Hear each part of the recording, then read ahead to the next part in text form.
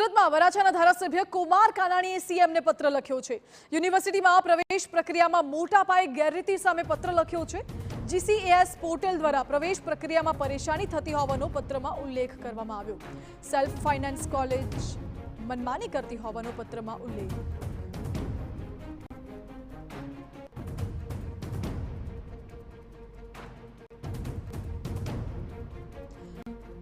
કુમાર કાનાણીએ સીએમને પત્ર લખ્યો છે। યુનિવર્સિટીમાં પ્રવેશ પ્રક્રિયામાં મોટા પાયે ગેરરીતિનો આક્ષેપ કરવામાં આવ્યો છે।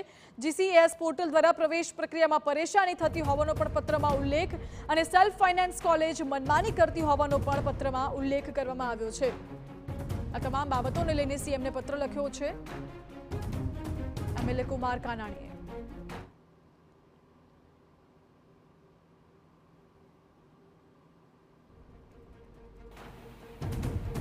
સતત લોકોની સમસ્યાને લઈને સરકાર સુધી પત્ર લખી અને તે સમસ્યાનું નિરાકરણ કરતા ધારાસભ્ય કુમારભાઈ કાનાણીએ વધુ એક પત્ર લખ્યો છે। તો તેમની સાથે સીધી વાત કરીશું કારણ કે વિકાસ જે પોર્ટલને લઈને જે સમસ્યાઓ સર્જાઈ રહી છે તેને લઈને મુખ્યમંત્રીને જે પત્ર લખ્યો છે।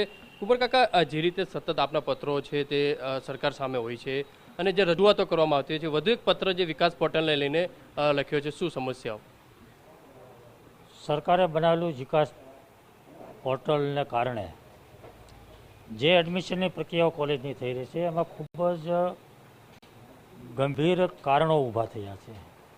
લોકોને, વિદ્યાર્થીઓને એડમિશન મળતું નથી અને જે એડમિશનની પ્રક્રિયા થઈ છે એમાં ખૂબ જ ગેરરીતિ થઈ છે અને એટલા માટે લોકોના 2-4 દિવસથી મારી પાસે વિદ્યાર્થીઓ આવતા હતા, મને ફરિયાદો કરી, મને મારા ધ્યાન પર આ વિષય આખો મૂક્યો છે।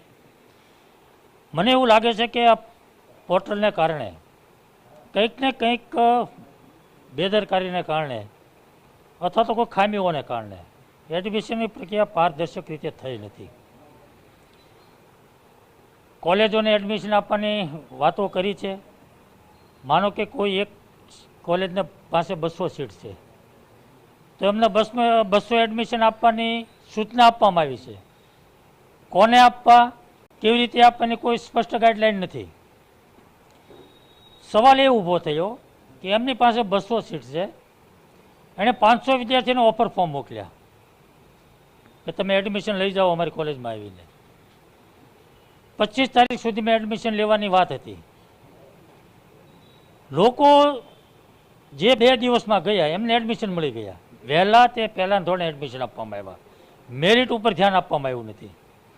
2 દિવસ પછી જે લોકો ગયા એ લોકોને કીધું કે ભાઈ હવે અમારી પાસે જગ્યા નથી એટલે એડમિશન નહીં મળે।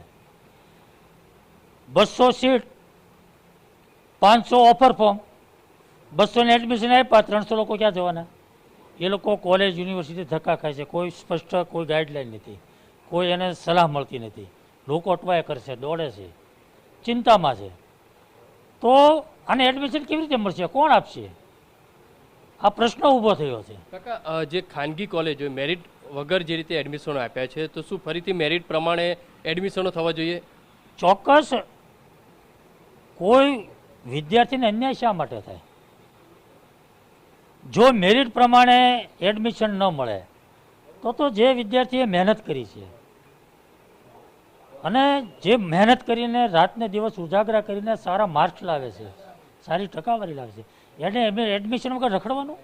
આમાં જવાબદાર કોણ ગણી શકાય? કારણ કે એકબીજા ઉપર ટોપલો નાખે છે, કોઈક તો એવા વ્યક્તિ જવાબદાર હશે ને? કોઈ જવાબદારી સ્વીકારવા તૈયાર નથી, એટલા માટે જ મેં મુખ્યમંત્રીને પત્ર લખ્યો છે।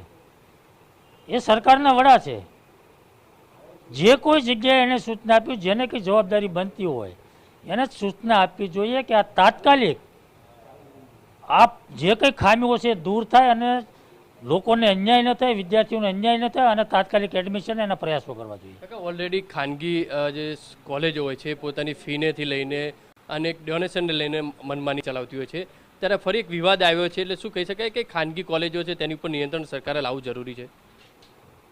કોલેજો પોતાનો કોલેજ ચલાવવા માટે એની રીતે નિર્ણયો લેતા હોય છે, પરંતુ સરકારે આ તમામ લોકો પર, બધી કોલેજો પર નજર રાખવી જોઈએ, ધ્યાન રાખવું જોઈએ કે કોઈને કંઈ કારણસર કોઈ કોલેજો દ્વારા કોઈ વિદ્યાર્થીઓને હેરાનગતિ થતી હોય, કોઈ મુશ્કેલી પડતી હોય તો એ સરકારની જવાબદારી છે અને રસ્તો કાઢવો જોઈએ. કાકા શું લાગે છે ક્યાંક ને ક્યાંક અધિકારીઓ જે છે સચિવથી લઈને બીજા અધિકારીઓ છે તે ખાસ ધ્યાન નથી આપતા અને તેના કારણે નાની મોટી જે સમસ્યાઓ સર્જાતી હોય છે. વહીવટ અધિકારીઓને કરવાનો તો વહીવટી તંત્રને કરવાનો છે. જે કંઈ ખામીઓ ઊભી થશે એ જવાબદારી એમની હોય છે.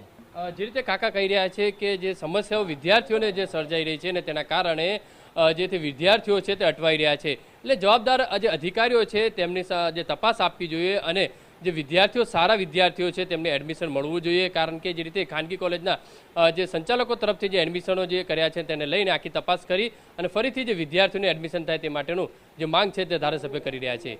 કેમેરામેન સંજય ચંડેલ સાથે બલદેવ સુથાર, TV9 સુરત.